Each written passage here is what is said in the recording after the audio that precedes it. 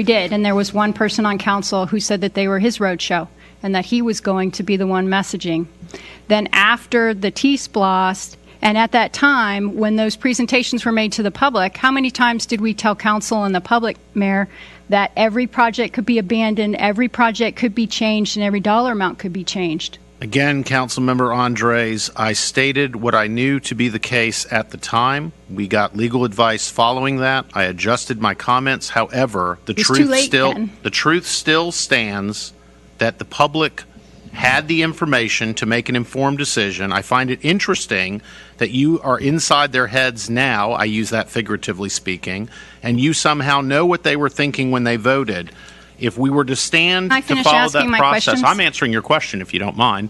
And so I question how after a vote we are going to guess what's in the minds of the voters. All I can go by is the fact that there was a list of projects, there were project sheets, they had them in front of them, they had ample opportunity to review them, and if they had any questions, they could have had an opportunity to ask the city in numerous occasions leading up to it. They did, and they asked you if the projects could be changed, and you answered them. I answered the question to the best of my ability at the time I had the information that was presented.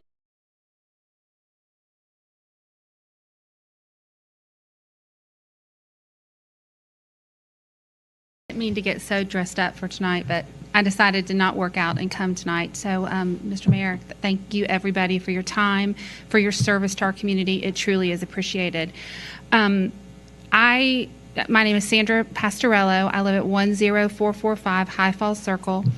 I've attended these meetings in the past and certainly have been here talking about or listening to the T-SPLOST and listening to the Jones Bridge project. And I've had and attended many meetings, not city council meetings, but meetings outside where it's always been mentioned it will come back to the city council voting on the expansion of Jones Bridge. And from what I'm hearing tonight, that doesn't even matter. And that is completely opposite of probably over 175 people who have attended these off-site meetings that we've had. So if it takes getting every single person back out there to stand up for exactly what I'm saying, exactly what the other gentleman is saying, that we were told these projects could be voted on and denied by the city council for T-SPLOST. That is different than what I'm hearing tonight. And that's incredibly disappointing. Incredibly. And I think every person here, you know who you are, that has told me personally, told multiple people. Kathy Towers wishes that she could be here tonight because we put together a great representation that the group that spoke earlier brought out all their projects and laid everything out at Medlock Bridge Clubhouse. And this is not at all what we were told. This is a complete 180. Mr. Mayor, you weren't there. Had you been there, you would have heard exactly what everyone was told. This can be voted on. It can be denied by the city council, period. And the city of Johns Creek's residents, the businesses here deserve better from our city council than what we're getting. Thank you. So Mark Andres, 9765 Knollcross Boulevard. I don't know if your video online streaming is a blessing or a curse, because I really try to stay out of these meetings. And then I see the stupidity of the meeting that happened this evening when it came to T-SPLOST. I am so tired of the misleading statements, flat-out misdirection, more importantly, as I see them, lies.